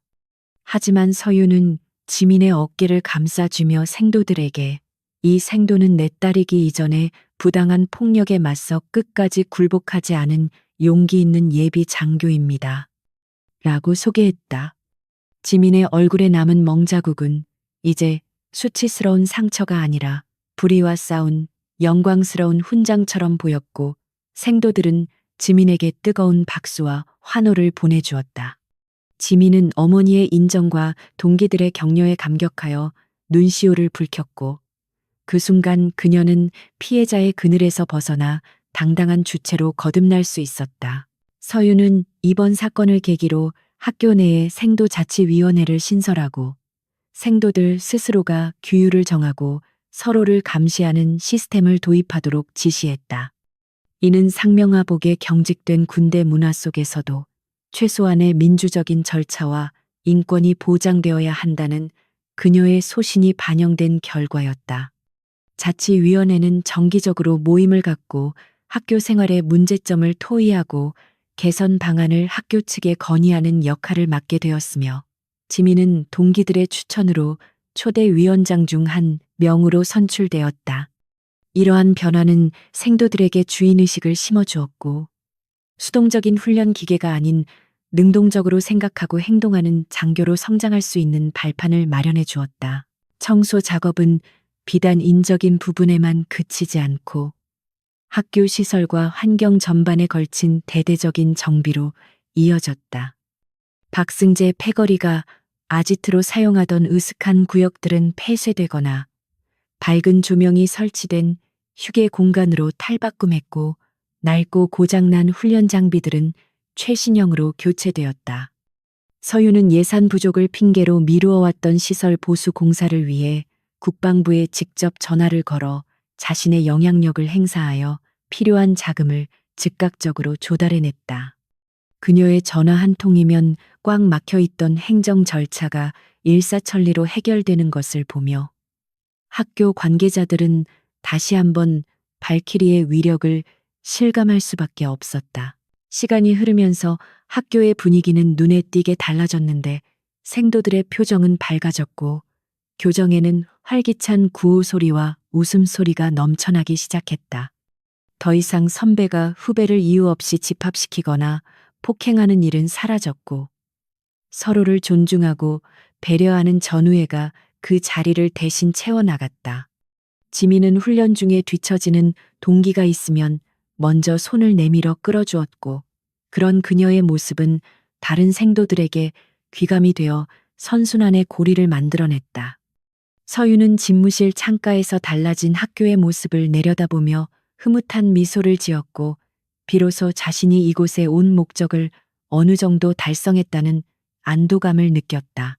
어느 날 오후 서윤은 교정 벤치에 앉아 잠시 휴식을 취하고 있었는데 몇 명의 생도들이 쭈뼛거리며 다가와 음료수를 건네며 말을 걸어왔다. 그들은 과거 박승재의 괴롭힘을 당했던 피해자들이었는데 서윤 덕분에 학교를 그만두지 않고 계속 다닐 수 있게 되었다며 감사의 인사를 전하고 싶어 했다. 한 생도는 눈물을 글썽이며 대령님 덕분에 다시 꿈을 꿀 수 있게 되었습니다. 정말 감사합니다. 라고 말하며 깊이 고개 숙여 인사했다. 서윤은 그들의 손을 일일이 잡아주며 고마워할 것 없다. 너희들이 훌륭한 파일럿이 되어 이 나라의 하늘을 지켜주는 것이 나에게 보답하는 길이다. 라고 따뜻하게 격려해 주었다. 서윤의 개혁은 학교 담장을 넘어 공군 전체에도 신선한 충격을 주었는데 그녀의 활약상이 언론을 통해 보도되면서 군내 부조리에 대한 국민적인 관심이 높아졌기 때문이다. 국방부는 여론의 압박에 밀려 전 군에 대한 가혹행위 실태 조사를 실시하겠다고 발표했고 이는 군 전체의 인권의식을 한 단계 높이는 계기가 되었다. 박진철 의원은 아들의 구속과 자신의 비리 의혹이 터지면서 정치적인 생명이 끝장날 위기에 처했고 결국 의원직을 사퇴하고 검찰 수사를 받게 되었다. 악은 처벌받고 정의는 승리한다는 평범한 진리가 현실에서 구현되는 것을 보며 사람들은 카타르시스를 느꼈고 서윤은 국민적인 영웅으로 떠올랐다. 이제 서윤이 학교에 머물기로 한 기간도 얼마 남지 않았고 그녀는 떠나기 전에 마지막으로 지민과 단둘이 비행을 해보고 싶다는 소망을 품게 되었다. 그것은 훈련이 아니라 엄마와 딸로서 같은 하늘을 날며 교감을 나누고 서로의 마음을 확인하는 특별한 시간이 될 것이었다. 최 중장은 서윤의 요청을 흔쾌히 수락했고 정비대대에는 2대의 훈련기를 최상의 상태로 준비하라는 특별 지시가 내려졌다. 지민은 어머니와 함께 비행한다는 사실에 설렘과 긴장을 동시에 느끼며 밤새 비행 매뉴얼을 다시 한번 숙지하고 이미지 트레이닝을 했다. 비행 당일 활주로에는 맑고 푸른 가을 하늘이 펼쳐져 있었고 2대의 훈련기가 나란히 서서 엔진 예열을 마치고 출격 명령을 기다리고 있었다. 서윤은 조종석에 앉아 헬멧을 쓰고 통신망을 체크하며 옆 기체에 앉아 있는 지민을 향해 엄지 손가락을 치켜 세워 보였다. 지민 역시 씩씩하게 엄지를 들어 올리며 화답했고 두 모녀의 눈빛은 캐노피 너머로 서로 얽히며 말하지 않아도 통하는 깊은 신뢰를 주고받았다. 관제탑의 이륙 허가가 떨어지자 2대의 비행기는 굉음을 울리며 활주로를 질주했고 동시에 하늘을 향해 힘차게 날아올랐다. 하늘 위에서 내려다본 세상은 장난감처럼 작게 보였고 오직 푸른 하늘과 흰 구름만이 그들을 반겨주는 유일한 친구였다. 서윤은 능숙하게 기체를 조작하며 지민을 리드했고 지민은 어머니의 뒤를 따라 윙맨으로서 완벽한 편대 비행을 선보였다. 그들은 나란히 날개 끝을 맞대고 구름 사이를 누비며 자유를 만끽했고 무전기를 통해 서로의 안부를 묻고 웃음을 나누었다. 그 순간만큼은 엄격한 교관과 생도도 전설적인 영웅과 초보 파일럿도 아닌 그저 하늘을 사랑하는 2명의 비행사이자 다정한 모녀일 뿐이었다. 비행을 마치고 착륙한 2사람은 땀에 젖은 채 서로를 부둥켜 안았고 그들의 얼굴에는 세상을 다 가진 듯한 환한 미소가 번져 있었다. 서윤은 지민의 헬멧을 벗겨주며 헝클어진 머리를 정리해 주었고 지민은 어머니의 품에 얼굴을 묻고 행복한 눈물을 흘렸다. 활주로 끝으로 붉은 노을이 지고 있었고 2사람의 그림자는 길게 늘어져 하나로 겹쳐지며 아름다운 실루엣을 만들어냈다. 이 비행은 지민에게 평생 잊지 못할 추억이 되었으며 앞으로 닥칠 어떤 시련도 이겨낼 수 있는 강력한 원동력이 될 것이 분명했다. 서윤은 숙소로 돌아와 짐을 챙기기 시작했는데 그녀의 가방은 올 때보다 훨씬 가벼워져 있었지만 마음만은 그 어느 때보다 충만하고 무거웠다. 그녀는 책상 위에 놓인 지민의 사진을 잠시 바라보다가 가방 깊숙이 소중하게 집어넣고 방을 한 번 둘러보았다. 이곳에서 보낸 시간은 짧았지만 그녀의 인생에서 가장 치열하고 보람찬 전투 중 하나였으며 그녀는 후회 없이 떠날 준비를 마쳤다. 내일이면 그녀는 다시 평범한 일상으로 돌아가겠지만 이곳에 남겨둔 그녀의 발자취는 영원히 지워지지 않을 것이다. 밤이 깊어가고 학교는 고요한 정적에 잠겼지만 깨어있는 생도들의 눈빛은 별처럼 초롱초롱하게 빛나고 있었다. 그들은 내일 떠나는 서윤을 위해 깜짝 송별회를 준비하고 있었고 각자의 마음을 담은 롤링페이퍼와 작은 선물들을 포장하느라 분주했다. 서윤은 창밖의 별을 보며 생각에 잠겼는데 그녀의 머릿속에는 앞으로 지민이 걸어가야 할 험난하지만 영광스러운 길에 대한 축복과 기도가 가득했다. 폭풍은 지나갔고 이제 그 자리에는 더 단단하고 푸르른 새싹들이 돋아나고 있었다. 한서윤이 청주 공군 사관학교에 머문 지 어느덧 2주라는 시간이 흘렀고 그 짧다면 짧고 길다면 긴 시간 동안 학교는 몰라보게 달라져 있었다. 가을의 끝자락에 접어든 교정에는 낙엽이 수북하게 쌓여 있었지만 그 위를 걷는 생도들의 발걸음은 더 이상 무겁지 않았고 활기가 넘쳐 흘렀다. 과거 권위적이고 폐쇄적이었던 학교의 공기는 자유롭고 합리적인 분위기로 탈바꿈했으며 곳곳에 설치된 소통의 우체통은 생도들이 언제든 고충을 토로할 수 있는 창구 역할을 톡톡히 하고 있었다. 서유는 자신이 임시로 사용하던 집무실의 짐을 정리하며 창밖을 내다보았는데 연병장에서 구호를 외치며 구보를 하는 생도들의 목소리가 그 어느 때보다 힘차게 들려와 입가에 절로 미소가 지어졌다. 그녀가 정리한 짐은 단출했지만 그 안에 담긴 의미와 성과는 결코 가볍지 않았기에 가방을 들어 올리는 손길에는 뿌듯함이 묻어났다. 책상 위에는 그녀가 밤새워 작성한 생도 인권 보호 및 효율적 지휘 체계 개선안이라는 두꺼운 보고서가 놓여 있었고, 옆에는 최 중장이 감사의 표시로 선물한 학교 로고가 박힌 만년필이 놓여 있었다. 서유는 마지막으로 집무실을 둘러보며 이곳에서의 치열했던 기억들을 갈무리했고, 비록 분노로 시작된 방문이었지만 끝은 희망으로 마무리할 수 있음에 감사했다. 그녀가 문을 열고 나서자 복도에서 대기하고 있던 행정병들이 일제히 기립하여 경례를 붙였고, 서유는 그들의 어깨를 두드려주며 따뜻한 작별 인사를 건넸다. 본부 건물을 나서자 약속이라도 한 듯 수많은 생도들이 정복을 갖춰 입고 도열에 있는 장관이 펼쳐졌는데, 이는 학교 측에서 공식적으로 지시한 행사가 아니라 생도들이 자발적으로 준비한 송별식이었다. 그들은 서윤이 지나갈 길 양옆으로 길게 늘어서서 박수를 치고 환호성을 질렀으며, 그들의 눈빛에는 전설적인 영웅에 대한 존경심과 자신들을 구해준 은인에 대한 감사가 가득 담겨 있었다. 서유는 예상치 못한 환대에 잠시 놀란 표정을 지었지만 곧 환하게 웃으며 손을 흔들어 화답했고, 천천히 그들 사이를 걸어가며 마지막 교감을 나누었다. 생도들 중에는 박승재 패거리에게 괴롭힘을 당했던 피해 생도들이 맨 앞줄에 서 있었는데, 그들은 눈물을 글썽이며 서윤에게 직접 쓴 편지와 꽃다발을 전달하기도 했다. 한지민은 도열한 생도들의 가장 끝, 정문과 가장 가까운 곳에 서서 어머니를 기다리고 있었는데, 그녀의 모습은 2주 전 면회 때와는 비교할 수 없을 정도로 늠름해져 있었다.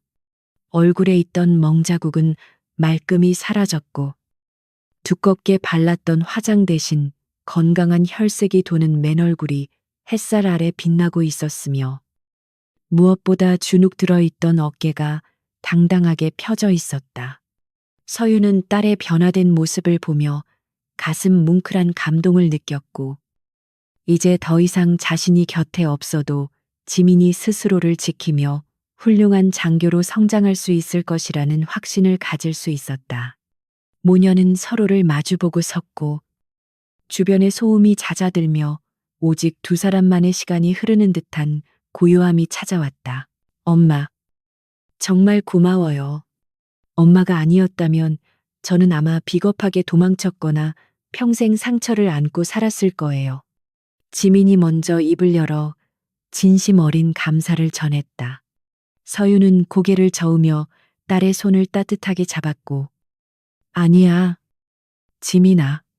넌 도망치지 않고 버텨냈어. 그게 가장 중요한 거야.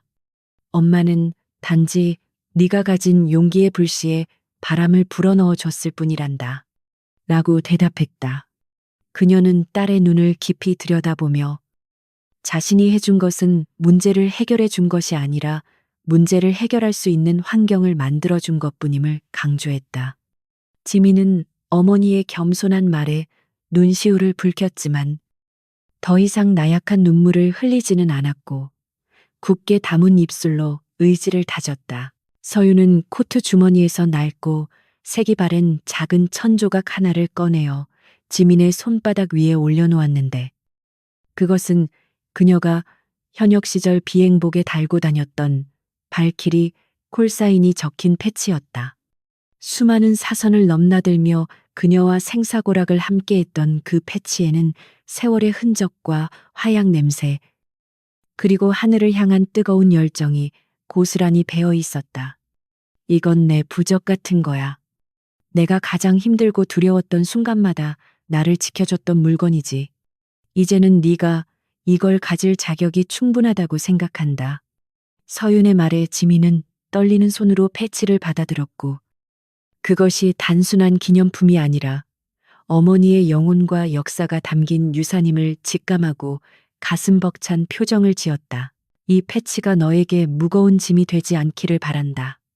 대신 네가 길을 잃거나 포기하고 싶을 때 다시 날아오를 수 있는 날개가 되어주기를 바랄 뿐이야. 서윤은 딸의 어깨를 단단히 잡으며 마지막 당부를 남겼고 지민은 패치를 소중하게 가슴에 품으며 반드시 엄마처럼 훌륭한 파일럿이 되어서 이 패치에 부끄럽지 않은 딸이 될게요. 라고 맹세했다. 그 맹세는 단순한 다짐을 넘어선 자신의 인생을 건 약속이었으며 서윤은 딸의 눈빛에서 흔들리지 않는 확고한 신념을 읽을 수 있었다. 두 사람은 말없이 서로를 끌어안았고 그 포옹 속에서 전설은 다음 세대로 이어지는 계승의 의식을 치렀다. 서윤이 차에 오르자 지민은 한 발자국 물러서서 부동자세를 취했고 주변에 있던 다른 생도들도 일제히 대열을 정비하여 경례 자세를 취했다. 전체 차력 받들어 총 지민의 구령에 맞춰 수백 명의 생도들이 동시에 거수경례를 올리는 모습은 장엄하기까지 했으며 그들의 절도 있는 동작 하나하나에 존경심이 묻어났다. 서윤은 차 창문을 내리고 그들을 향해 마지막으로 거수경례를 보냈는데 그녀의 눈가는 촉촉하게 젖어 있었지만 입가에는 환한 미소가 걸려 있었다.